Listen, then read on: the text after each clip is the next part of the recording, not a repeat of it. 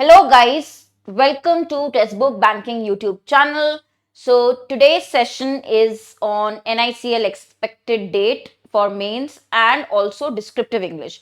Now you know that descriptive English is also there in your mains exam. So how to prepare for descriptive and how to start now considering now you would have heard it. Many people already know this is the expected date because the exam was postponed. There's a huge gap after prelims. Now mains, if you see, you will not have much time. Why? I'll tell you. We will have sixth, most probably first week. I will say not exact date, first week, but what is expected, and you can see everywhere on Telegram also. You would have heard that 6th July. Now, considering this date, 6th July 2024, as your means, it is now time that you should start preparing for your descriptive English also. Okay, let me tell you guys, this is definitely going to happen because due to election process, the exam was delayed. Now you know that all the process will be completed. So most likely, we have already started with June. Most likely, June end, July first week, you can expect this exam to happen, right? So 6th July is the expected date. Now, NICLAO means descriptive English, very important. You get 3 parts, 10 marks each, total 30 marks, and for 30 minutes, right? Online paper, 30 minutes just after your objective paper, descriptive paper starts. Essay writing, précis writing, and comprehension. There are 3 parts to it. How to start preparing for descriptive? See, at least 1 month time if you give, you will be confident in this part as well. I will be taking sessions also, there paid classes also for descriptive English, but people who have not yet started and now want to start preparing for this particular exam, considering the expected date, we all know, and very soon you will be writing this exam. For them, I have prepared some bullet points which you need to work on. तो अभी आप देखेंगे guys, preparation strategy. First and foremost, now you know that there are 3 questions. Yeah, 3 types which will be asked, 3 categories. You should know the format of each. You should know essay format, précis format, rules of letter, précis and RC. There's no letter. Précis, RC and your essay. So this time, see, it is not like your banking descriptive English. Essays is common, but there are 2 other things, which is précis writing, which is basically summary writing, and also you have reading comprehension. Now reading comprehension normal objective paper will also have. आपका objective में भी रहता है RC. यहाँ क्या different है, यहाँ पे आप आंसर्स टाइप करेंगे, वहां तो आपका ऑब्जेक्टिव ऑप्शंस में से आपको मार्क करना होता है. ये डिफरेंस है. तो आपको फॉर्मेट, और अगर जैसे मैं अगर बोलती हूँ प्रेसी होता है, समरी राइटिंग होती है, तो आपको पता होना चाहिए रूल्स क्या है. रूल्स भी होते हैं प्रेसी के, वो भी पता होने चाहिए. Be very familiar with this. ठीक है, ये आपको आधे मार्क्स तो इसी से फेच हो जाएंगे कि आप फेमिलियर है, you know the rules, you know the format, वो फॉलो करना है. कंटेंट बिल्डिंग पे काम करिए. Now this is not like your graduation paper कि आप कुछ भी लाइन कुछ भी 10 सेंटेंसेस सेम मीनिंग के लिए लिख देंगे. No, you have to work on your content. Quality content चाहिए. तो how to work on your content? Do more of reading. तो आपका कंटेंट कहां से आएगा? कोई टॉपिक दिया जाएगा, उस पर ऐसे लिखना है. How will you know what to write? You when you read you get good content. When you read or when you watch English news channels or when you watch debates, you get good content. ये मैं classes में भी आपका major जो भी आपके topics होंगे उसमें मैं कवर करवा दूंगी आपका कंटेंट. नोट्स बनाने इंपॉर्टेंट टॉपिक्स पे. देखिए बहुत इंपॉर्टेंट है नोट्स. क्यों? अब मैं आपको एक चीज बता देती हूँ कि कोई भी टॉपिक आप लीजिए, अगर आपके पास पहले ही उस टॉपिक पे बुलेट पॉइंट्स होंगे तो वहां पे एग्जाम में आप ब्लैंक नहीं होंगे. नोट्स लिखना बहुत इजी हो जाएगा, मतलब नोट्स के थ्रू एक्सपैंड करना टॉपिक, नोट्स रिवाइज करना इजी है बाद में. ठीक है, तो notes means 12 bullet points on each expected ऐसे topic. Right 12 bullet points. Later on revision is easy. Practice typing, definitely online paper है. Okay, and speed. Now speed is important because you will get half an hour for 3 questions. So you need the speed. बहुत बार ऐसा होता है students exam के बाद बोलते हैं मैम कंप्लीट नहीं हो पाया डिस्क्रिप्टिव. तो आपको पहले से ही पता है कि स्पीड कम है, टाइपिंग करना है, वो प्रैक्टिस चाहिए. Do it.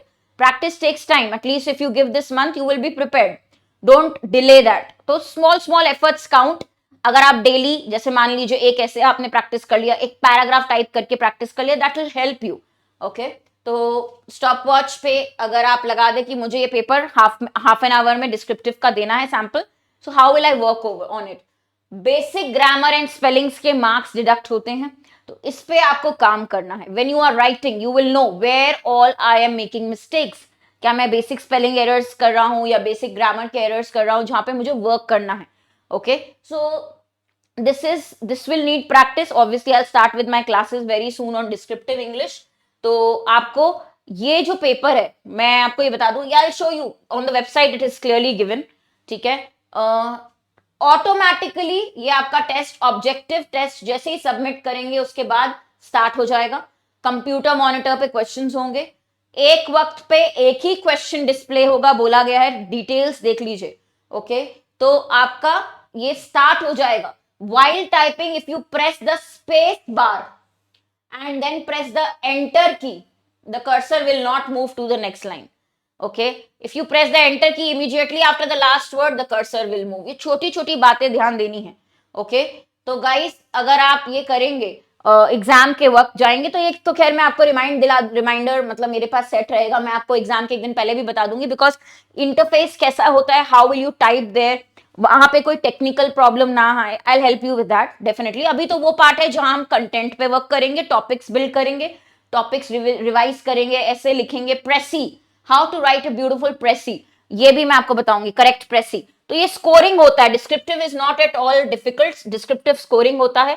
तो एक चीज मैं आपको दिखा देती हूँ, अगर आप आराम से ये सर्च पे जाएंगे, ये आपका NICL का वेबसाइट है, राइट, नोटिस आया था। ओके, हाँ, तो ये सारे आपके लिस्ट है नोटिस के। ओके, पोस्टपोनमेंट का तो बाद में आया था नोटिस, मेंस एग्जाम तो होने वाला था। तो अगर आप ये ओपन करेंगे हैंडआउट, ठीक है, जब मेंस एग्जाम पोस्टपोन का तो बाद में नोटिस आया था, तो ये हैंडआउट में आपको बहुत इजीली, मैं आपको ये दिखा रही हूँ गाइस, बहुत इजीली मिल जाएगा आपको ये हैंडआउट। इस हैंडआउट में कुछ सैंपल क्वेश्चंस दिए, अगर आप देख सकते हैं यहाँ स्क्रीन पे, तो ये देखिए, ऐसे 250 वर्ड्स का आएगा, इससे हमें पता चल रहा है ऐसे will be 250 words, then 10 marks का। और 120 वर्ड्स में आपको प्रेसी का लिखा है, मतलब प्रेसी लिखना है, समरी लिखना है, ये पैराग्राफ दिया रहेगा, इसको 120 वर्ड्स की समरी, 120 वर्ड ज्यादा नहीं होते हैं, तो समरी लिखना है शॉर्ट में, ब्रीफ में। But you have to understand कि समरी में आप कौन से पॉइंट्स और कैसे लिखेंगे, अपने वर्ड्स में लिखना होता है, you can't copy paste. Summary होता है कि अपने वर्ड्स में आप लिख रहे हो ब्रीफ, और ये पैसेज के क्वेश्चंस सॉल्व करने हैं। तो हम देखते हैं कितने क्वेश्चंस हैं यहाँ पे।